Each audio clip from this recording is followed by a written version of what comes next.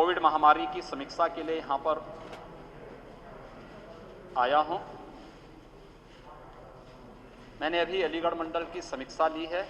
यद्यपि मैं प्रतिदिन प्रदेश में प्रत्येक मंडल की, प्रत्येक जनपद की समीक्षा वहाँ पे करता हूँ, वर्चुअली सभी लोगों से जुड़ता हूँ,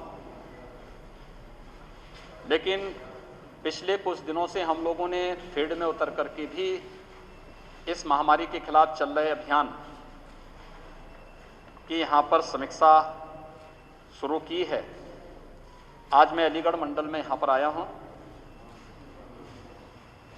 पिछले 12 दिनों के अंदर प्रदेश के अंदर अगर कोरोना के एक्टिव केसेस की संख्या हम देखेंगे तो ये संख्या 12 दिन के अंदर 1,06,000 कम हुई है। प्रदेश सरकार ने ट्रेस, टेस्ट एंड ट्रीट की जिस नीति को आगे बढ़ाया है, इसमें आदरणीय प्रधानमंत्री जी के मार्गदर्शन में हम लोग पहले दिन से ही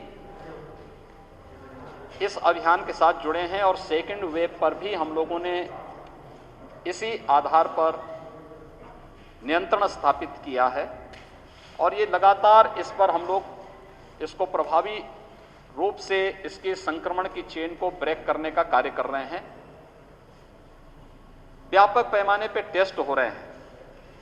प्रदेश के अंदर आज के दिन पर हम लोग 4,36,00,000 से अधिक टेस्ट पूरे कर चुके हैं। प्रदेश के अंदर अगर हम लोग देखेंगे तो फर्स्ट वेव की तुलना में सेकंड वेव में जो हमारे सामने जो सबसे बड़ी समस्या आई थी वह थी कि ऑक्सीजन की डिमांड अचानक बढ़ी, क्योंकि फर्स्ट वेव के समय में चाहे वह हॉस्पिटल रहे हों, चाहे वह होम आइसोलेशन में रहने वाले कोविड पॉजिटिव रहे हों, इनमें से किसी ने भी ऑक्सीजन की डिमांड उस दौरान नहीं की थी, क्योंकि हॉस्पिटल के अपने एग्रीमेंट होते थे ऑक्सीजन, लिक्विड मेडिकल ऑक्सीजन के प्लांट के साथ। तो उस समय कोई भी इस प्रकार की समस्या नहीं इसके साथ खड़ी हुई थी। लेकिन सेकेंड वेव में अचानक समस्या खड़ी हुई और उसके लिए हम आभारी हैं आदरणीय प्रधानमंत्री जी के, जिनके निर्देश पर एयरफोर्स के जहाजों ने और रेलवे, भारतीय रेल ने मदद की और आज ऑक्सीजन एक्सप्रेस के माध्यम से और वायुसेना के विमानों के माध्यम से ऑक्सीजन की आपूर्ति भी कर रहे हैं। उत्तर प्रदेश में 300 मीट्रिक टन की ऑक्सीजन की सामान्य दिनों में खपत होती थी, लेकिन सेकेंड वेव के दौरान यह बढ़ करके 1,000 मीट्रिक टन से ज्यादा हो गई प्रतिदिन। कल ही हम लोगों ने 1,030 मीट्रिक टन की आपूर्ति प्रदेश में की है और ये लगातार चल रही है। प्रदेश के अंदर टीकाकरण की जो स्थिति है, कोविड से बचाव का जो सबसे अच्छा माध्यम है वह है टीका। पहले तो बचाव हम करें, लेकिन सुरक्षा कवच के रूप में टीका हम जरूर लगाएं। और टीका के लिए अब तक प्रदेश ने 1,43,00,000 टीके लगाए हैं 45 प्लस के लोगों को और 2,65,745 टीके लगे हैं 18 से 45 वर्ष की उम्र के लोगों को प्रदेश में अब तक लगाए हैं। और ये टीकाकरण का कार्यक्रम प्रदेश के अंदर सफलतापूर्वक आगे बढ़ रहा है।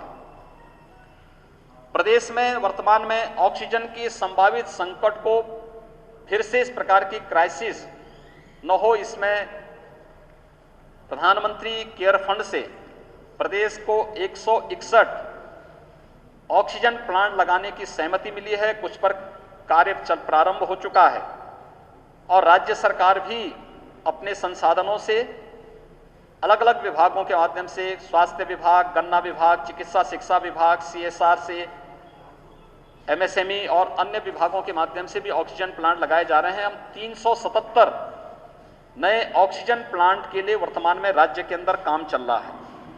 प्रदेश के अंदर वर्तमान में हम लोगों ने बेड्स की क्षमता भी बढ़ाई है। L2, L3 फैसिलिटी के हमारे पास इस समय बेड्स की संख्या 80,000 के आसपास है और हम लोग निरंतर इसमें वृद्धि कर रहे हैं।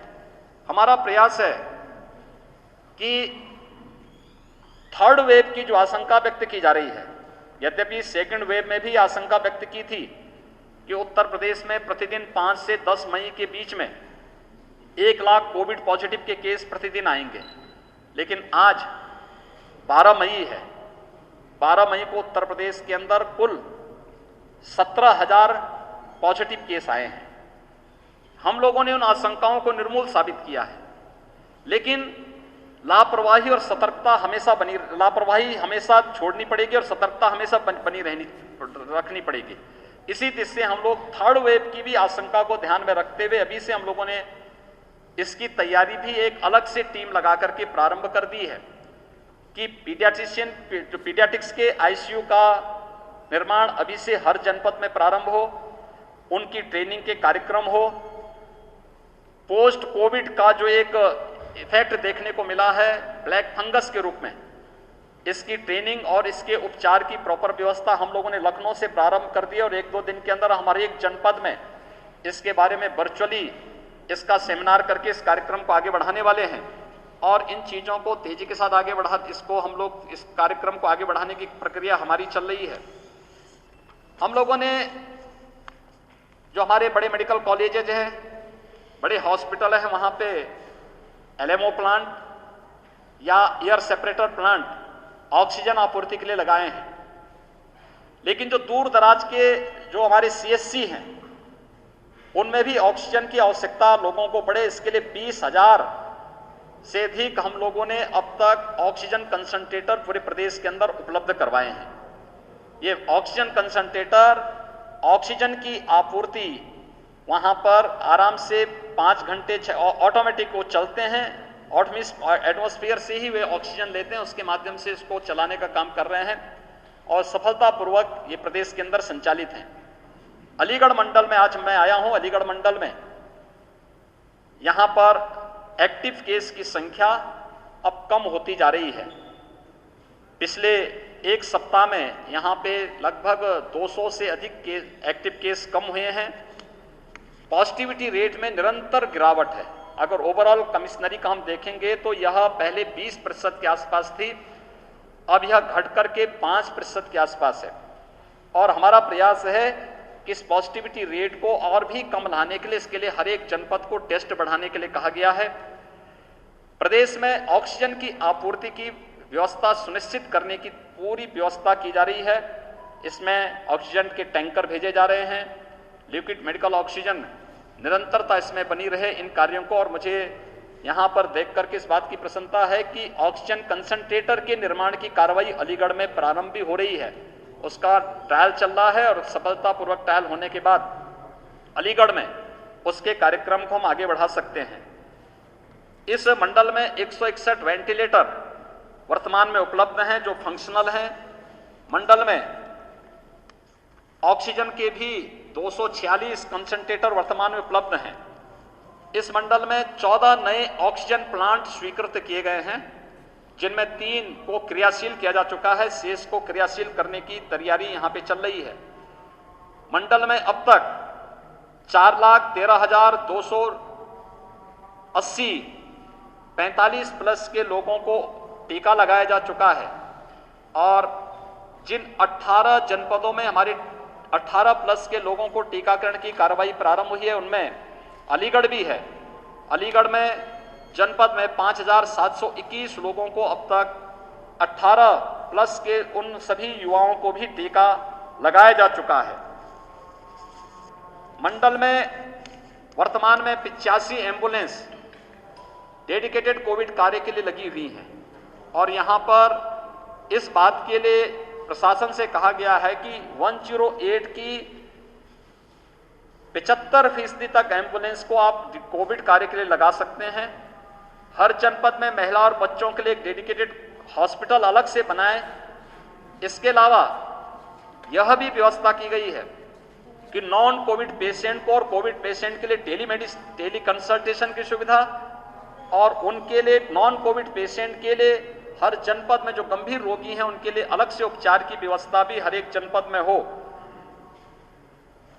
जो जीवन रक्षक दवाओं की आपूर्ति की कार्रवाई भी यहां पर प्रारंभ की जा रही है। आज मैं यहां पर एएमयू में हम लोगों ने यहां पर समीक्षा इन सब बातों को लेकर के की है, जिसमें 4 अलीगढ़ मंडल यहां पे प्रत्यक्ष था, यहां के जनप्रतिनिधि थे। शेष अन्य जनपदों में वर्चुअली मैं जुड़ा था और वे सभी लोग अपनी बातों को उनसे मैंने यहां पर अपनी बातों को उन्होंने बताया, मैंने उनके साथ शेयर किया। एएमयू में मेरा आने का एक और उद्देश्य था कि मीडिया में कतिपय मीडिया के उसमें एक खबरें चल रही थी, एएमयू में बहुत सारे प्रोफेसर या बहुत सारे लोगों की मृत्यु हुई है कोविड के कारण। मैंने कल और परसों दोनों दिन एएमयू के वीसी साहब से भी चर्चा की थी और उन्होंने मुझे इस बारे में बताया कि हाँ, एएमयू में यहाँ पर 16 ऐसे लोग हैं जिनकी कोविड से मौत हुई है, जिनमें 10 की यहाँ हुई, 4 की अलग अलग स्थानों पर हुई और 2 दिल्ली में जिनकी मौत हुई थी।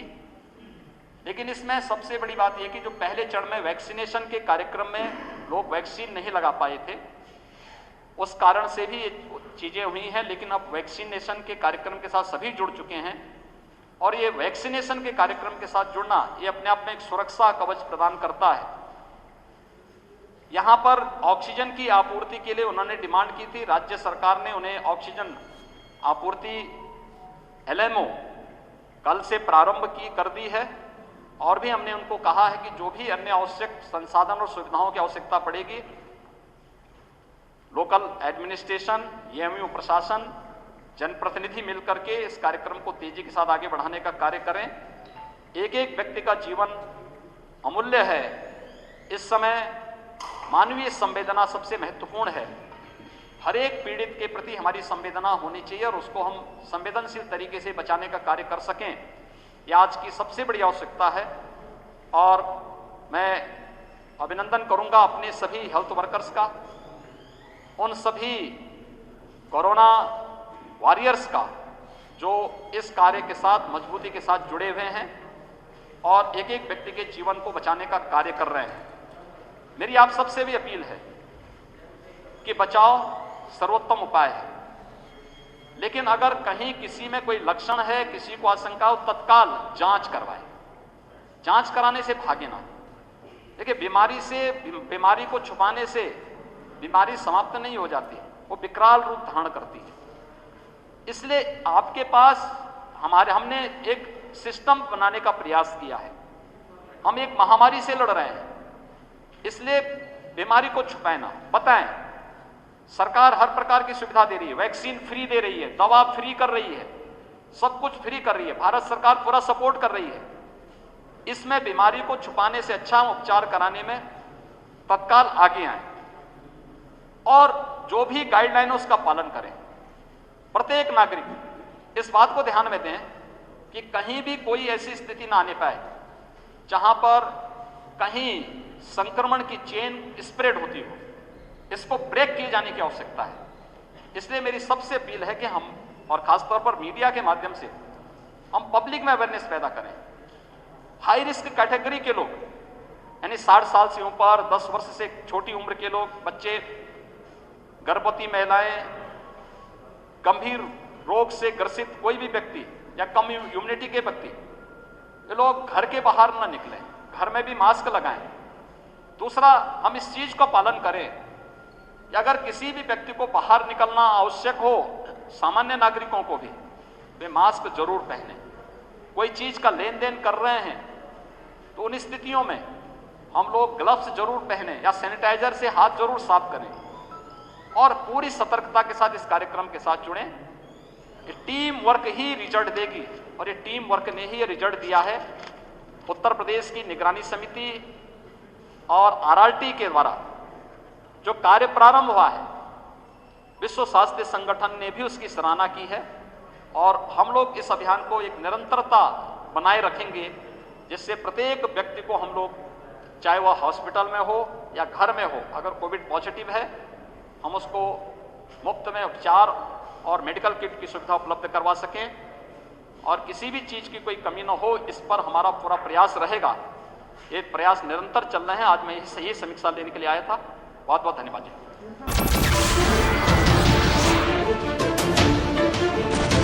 नमस्कार, मैं हूं मानक गुप्ता। अगर आपको हमारा ये वीडियो पसंद आया हो तो इसे लाइक और शेयर जरूर करें और हां, हमें सब्सक्राइब और फॉलो करना ना भूलें ताकि आप देश और दुनिया की कोई खबर मिस ना करें। तो जुड़े रहिए हमारे साथ और देखते रहिए न्यूज़ 24।